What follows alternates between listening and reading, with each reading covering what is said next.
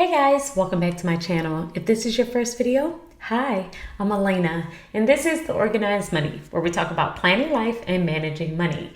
In today's video, I wanted to share with you the list that I keep within my planner in order to help me stay organized. Now, these lists are always a work in progress. I'm always sharing with you my monthly setup because I switch things in and out of my planner a lot. And that's mainly because I always want to make sure that my planner is working for me. But lately, I have been sticking to these particular lists in my planner. They have been working well for me, so I wanted to share them with you. So we're going to start in my catch-all planner. My catch-all planner is where I will keep track of my overall schedule and different things that are happening throughout the course of my day. The main list that you will see in here is my planning routine. I switched my workouts to the evening time. So the main two things that I'm doing during the morning now is my cleaning routine and my planning routine. And this is my planning routine. This is a list of all of my planners, and I will check each one of these in my morning routine. I like to keep it here because it's a constant reminder of all of the planners I need to check, and I will just move it from week to week. The next list that I have in here is my weekly meal plan. My weekly meal plan is basically a list of all of the different things that we like to eat. What I like to do though is create a couple of these under my family favorites. So currently we have about 4 of these that I will rotate throughout the course of the week. But basically each one of these meal plans have a list of all of our favorite meals and the days that we basically eat them. This makes it really easy because, to be honest, we mainly rotate the same type of meals over and over again. My family is a creature of habit and we basically like the same things. I will just flip through these, or I'll pull them out during our family meeting. I will let my family look at them, and then we'll decide on the spot which meal plan we like for that particular week. I pop it out and I put it in my planner. And these two are the main lists that I will keep in my catch-all planner. The next planner that I keep lists in is my business planner. For my business planner, the main list that I am keeping here is a list of video ideas. This one is super simple. It's just basically one plain insert sheet, and I will jot down all of the video ideas that I have throughout the course of the month, and then I use this list in order to plan out all of my videos for the month. Now, you guys know lately I have been posting Monday through Friday, and I always post my weekly schedule to YouTube and to Instagram so that you know all of the videos that are coming up. But this list helps me to stay ahead because I'm able to kind of jot down all of my ideas, and I always have something kind of in the bank instead of having to constantly think of what I'm going to film next.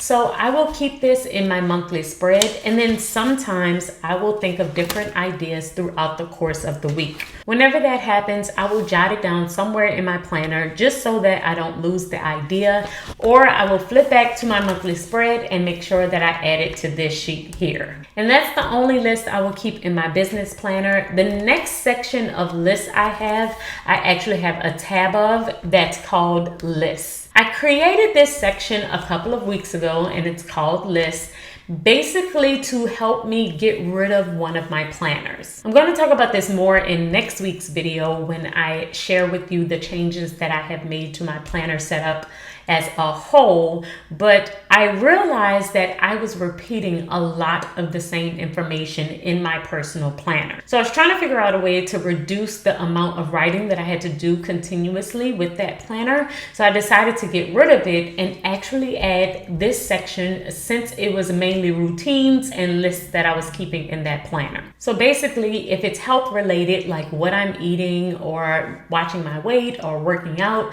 I will add that now into my catch-all planner.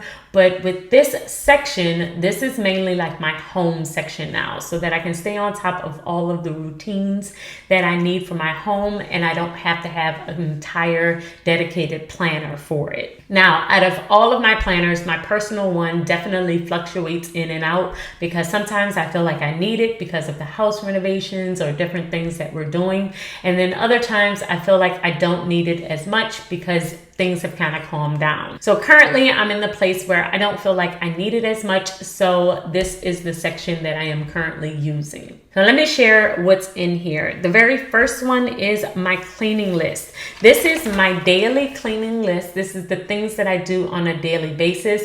I mainly try and dedicate 20 minutes in the morning, 20 minutes in the evening. I know it says 30, but I reduced it a little bit just to make sure that I can kind of get to my day as quickly as possible. So I'll do 20 minutes in the morning, 20 minutes in the evening, and these are the different things that I'm doing within that time. Then I also have a section down here for my weekend cleaning, and this is just a reminder of all the different things that I want to do on the weekend. And on the back, I do have monthly cleaning chores, and that's just different things that I want to make sure gets done at the end of every month. So these were the things that I was writing in my planner every single day. So what I decided to do instead is just create this list and then add to my catch-all planner to make sure that I completed my AM routine, which included this. And then if I needed to refer to it or I forgot what I was supposed to be doing, I could just flip to this section in my planner and see everything. So this list is dedicated to everything that I'm cleaning daily. Then you have weekend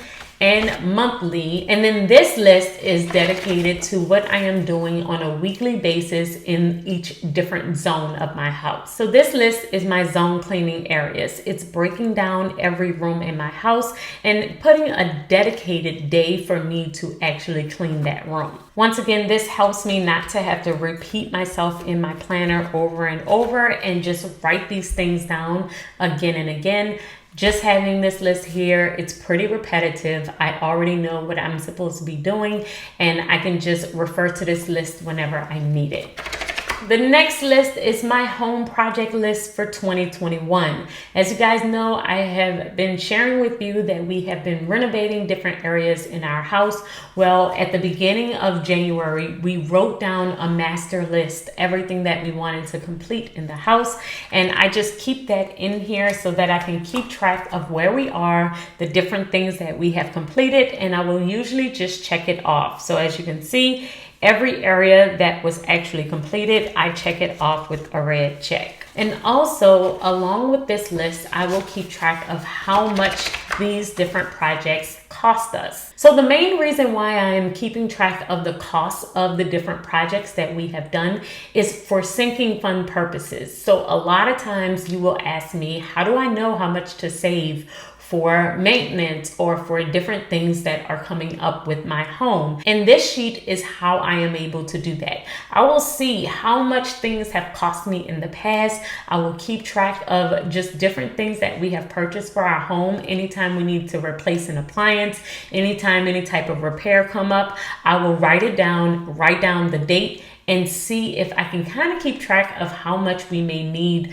consistently throughout the course of the year to stay on top of repairs and maintenance. So then the next time, if we need to do anything in our house, I'm able to refer to this sheet and see how much it cost us last time. So we have our list of projects, then we have the home project's cost and the date that it was done. Then I have my when did I last list. I shared this one before, but this list is basically all of the things that you don't do all the time, but you may want to remember the last time that you actually did it so that you can make sure that you actually stay on top of when you need to do it next. So I have things like change your toothbrush, got an oil change, check the smoke alarms, the air filters, clean the fridge, back up my computer, just random things that I may forget about. And every now and then I will look at this list. I will see the last time I did something. If it has been a while, then I will make sure that I do it and add the date on this sheet. And once again, these are sheets that I could have added into a specific planner, but I don't need to write down this information over and over again. So it's best that I just have a section in my planner that's just dedicated to it, and then I can refer and come back here whenever I need it. The next list is my family appointments. This is another one that I have shared before, but it's basically just a list of who, what and when. Who went to an appointment in my family? What did they do? What did they get? And when did they go? So we have a bunch of family appointments coming up, and as they come up, I will jot them down on this sheet. The next sheet in here is our family meeting structure. We meet weekly, monthly, quarterly, and annually, and I do have a list of different things that we need to keep and stay on top of for our family meetings. So this is a great reference for me anytime I need to just check it and make sure that we have talked about everything on here, especially for the quarterly and annual section. Because we don't do those as often, it helps so much to just have something to refer to. The next list in here is our places to go list.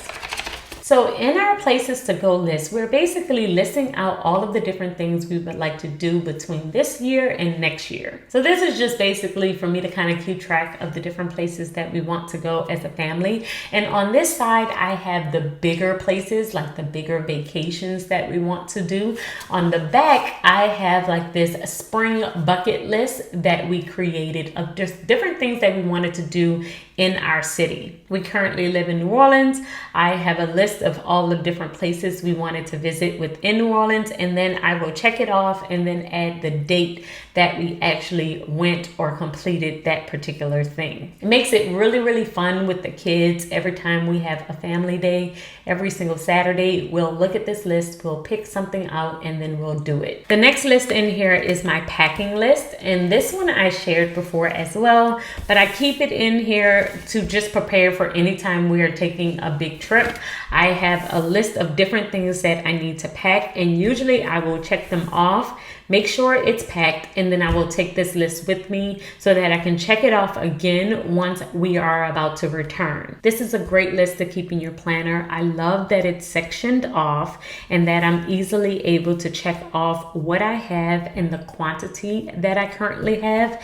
It is a really great list. It's absolutely free, so I will link it in my description box. After this page, I do have a printout of some of our upcoming travel. So we have a couple of trips coming up in June and July. And so I wanted to keep track of the airport printouts with the confirmation number and all of that. So that's the great thing about having an 8.5 by 11 size planner. I just printed out my confirmation, punched holes, and added it behind here. So whenever I am ready to pack, I can follow this list, check everything off, and then right behind it, I will have my confirmation and everything that I need for our trip. And the next thing that I have in here is my book tracker. With my book tracker, I am basically keeping track of all of the books that I have read for this year. And it's just the title, the author, the genre, the type of book it was, the date I started, and the date I finished. I love this book tracker because it helps me keep track of how much I'm actually reading and the genre that I'm reading.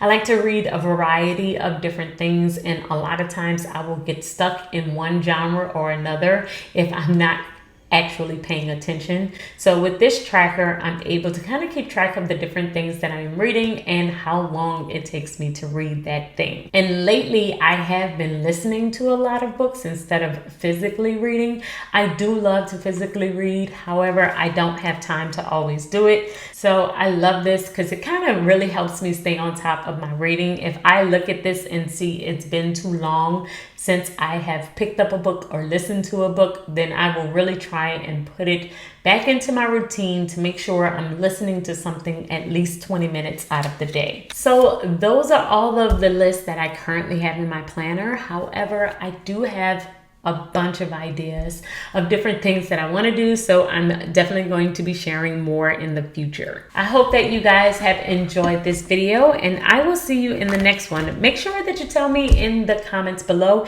if you have any lists in your planner that I didn't mention, because of course I'm always looking for ideas of different things that I can share in my planner, and I will see you in the next one. Until then, keep organizing your life so that you can achieve your dreams. Bye, guys.